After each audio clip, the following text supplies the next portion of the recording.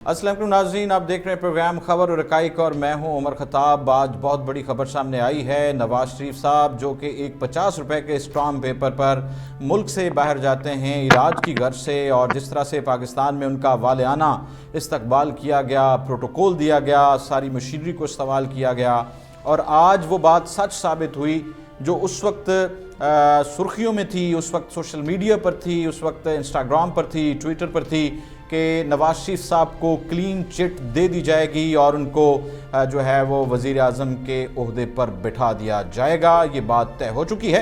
तो उसका सबूत यह है कि आज इस्लामाबाद हाई कोर्ट ने एवन फील्ड रेफरेंस में नवाज शरीफ साहब को बरी कर दिया है।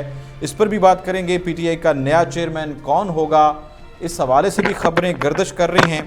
और नवाज शरीफ साहब कहते हैं कि अगर हमें सादा अक्सरियत से कामयाबी मिलती है तो वो महंगाई की कमर तोड़ देंगे। अच्छा, समझ में ये बात नहीं आती कि महंगाई जो है, महंगाई की कमर तोड़ेंगे या आवाम की कमर तोड़ेंगे, ये भी बात करेंगे। और निगरान हुकूमत है लेकिन लापता अफराद जो है उनमें इजाफा होता जा रहा है। जिम्मेदार कौन है, इस पर बात करने के लिए हमारे साथ मौजूद हैं सीनियर सहाफ़ी उमर राय साहब। बहुत शुक्रिया राय साहब। आप क्या देख रहे हैं, PTI का नया चेयरमैन कौन होगा? काफ़ी खबरें गर्दिश में हैं। शुक्रिया भट्ट साहब, आपने हमें अपनी प्लेटफार्म पे बोलने का मौका दिया। आपका सवाल जो है वो बहुत मानी खेज है और वक्त का अहम सवाल है कि PTI का नया चेयरमैन कौन होगा। देखिए, इस वक्त सूरत हाल बिल्कुल PTI चेयरमैन के हवाले से ब्लाइंड है। अंदर क्या कुछ हो रहा है, कौन क्या कह रहा है, कौन क्या कर रहा है, कुछ बाहर नहीं आ रहा। सिर्फ वो बातें बाहर आ रही हैं जो चेयरमैन PTI की जो वकला की टीम है वो बाहर आके जो बोलते हैं, अब उनमें भी मुख्तलिफ चीज़ें सामने आ रही हैं। कोई जो है वो किसी की नामजदगी बता रहा है, कोई किसी का नाम ले रहा है। तो ये एक नाम जो है वो हतमी तौर पे, मुतफ़िका तौर पे वो सामने नहीं आ रहा। और आज जो उनके वकील ने ये कहा है कि ये आर्जी तौर पर है, जैसे ही उनको अदालत से जो उनकी नायली का मसला है वो हल होगा, उसके बाद जो है वो इमरान खान साहब ही संभालेंगे और वही चेयरमैन बनेंगे। बट साहब, मैं समझ रहा हूँ वकला की बयानबाजी जारी है, लेकिन आज जो लतीफ़ खोसा ने बात की है उसके बाद सूरत हाल बिल्कुल उलट पलट हो गई है। उन्होंने इस चीज़ की पूरा जो है मफरूज़ा जो कायम हो रहा था चेयरमैन PTI के हवाले से, वो टोटल उड़ा के रख दिया। उन्होंने कहा तो कोई ज़ेरे गौर ही नहीं है मामला। कोई -1 जो है या माइनस चेयरमैन PTI वाला फार्मूला है वो अभी तक ज़ेरे गौर नहीं है। और सब देखें, ये वो ब्लाइंड सूरत हाल है जिसके अंदर मुख्तलिफ अनासर जो हैं वो चीज़ों का फ़ायदा उठाते हैं, अपने मफाद के लिए इस्तेमाल करते हैं, या फिर ये कह लें कि जो प्रोपेगेंडा की एक ब्लाइंड प्रोपेगेंडा है वो इस सूरत हाल में क्रिएट किया जाता है। क्योंकि अंदर चेयरमैन PTI ने क्या कहा है किसी को कोई पता नहीं।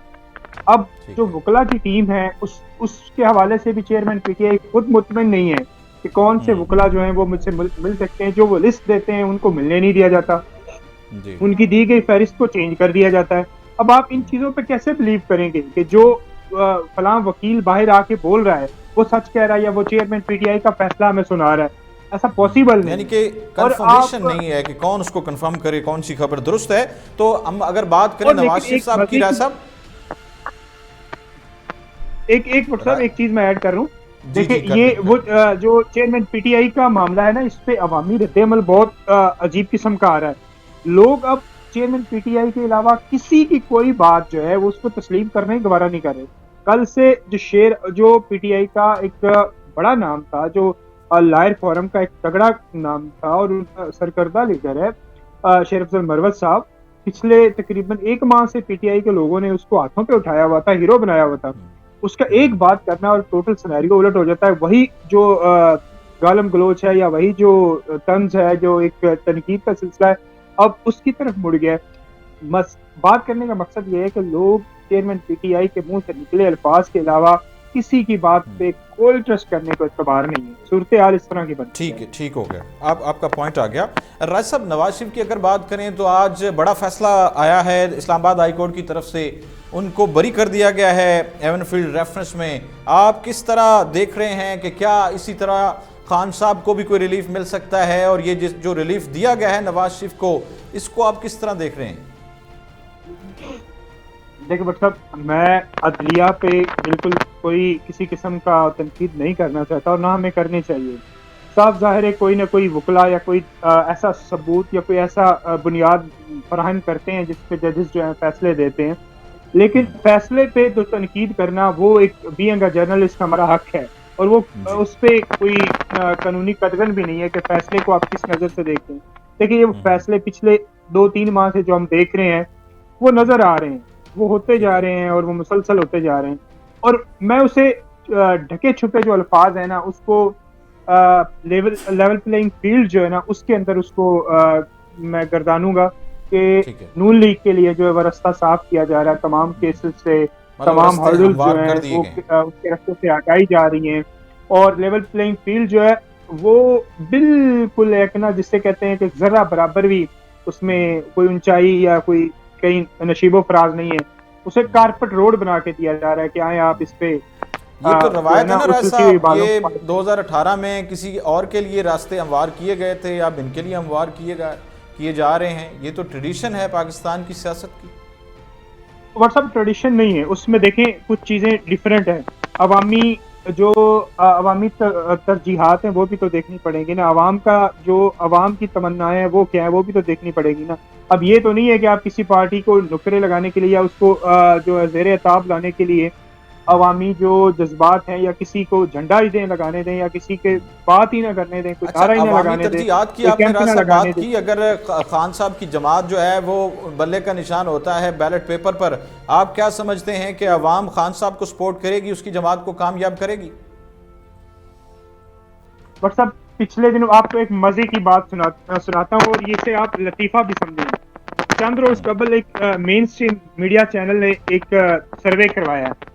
उस सर्वे के अंदर उन्होंने 2 ऑप्शन दिए हैं कि आप किसको वोट देंगे, नून लीग, पीपल्स पार्टी या किसी और जमात को। ये ठीक है। एक तीसरा ऑप्शन उन्होंने पीटीआई की बजाय क्या दिया है कि किसी और जमात को। 95% वोट्स जो थे ना वो इस तरफ थे कि किसी और जमात को। ओके। अब मुझे बताएं सूरत-ए-हाल जा किधर रही है। उन्होंने सिर्फ जो मुकाबला था या जो पोल था वो 2 जमातों के दरमियान कराया। अवाम ने किसी और जमात का मतलब यही था कि आप पीटीआई। सूरत-ए-हाल बहुत डिफरेंट है, वो माहौल उस तरह का नहीं है जो आप पहले जैसे ग्राउंड्स नहीं है, कंपेयर आपका करना चाह मतलब रहे हैं। ये है। राय साहब, निगरान हुकूमत का सेटअप चल रहा है, वजीर आजम साहब दौरे पर हैं, लापता अफराद की बात करें तो उनमें इजाफा होता जा रहा है। जिम्मेदार कौन है, कौन उनको वापस ले आएगा, कौन उनको तलाश करेगा? व्हाट्सएप देखें इसमें कुछ चीज़ें हैं जिसको हम थोड़ा सा ज़्यादा ही कर जाते हैं, मतलब रियासत से दुश्मनी कह लें या रियासत से अनाद कह लें या बुग़्ज़ कह लें।